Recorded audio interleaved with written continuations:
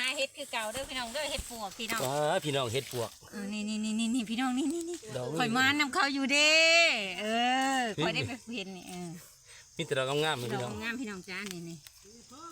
เห็ดมาพี่น้องมาพี่น้องมาเก็บช่วยแน่มาพี่น้องมาเก็บเห็ดสักกันเด้อพี่นี่อันนี้อายคือเก่าเด้อพี่น้องเด้อแต่ว่าโทรศัพท์เนี่ยอายพังมื้อนี้บ่ได้ถ่ายคลิปโทรศัพท์เนี่ยอายเพิ่นยังเขาห่านได้ยังสมอยู่มาเด้อพี่น้องเด้อนี่เก็บมวนแค่นี้พอดีเป็นกรุ๊ปเนาะนี่ว้ายข่อยมานมื้อนี้ข่อยมานพี่น้องเอ้ยนี่เห็ดพี่น้องมันไข่มันว่ะโอ้ยพุ่นน่ะเปี้ยเป็นลมบ่เปี้ยไงนั่นบ่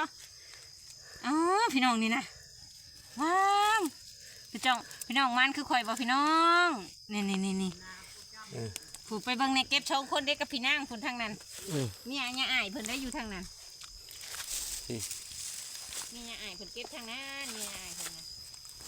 นี่ใช่เฮ้ยนี่มีแต่เห็ดเด้นี่ใช่พูน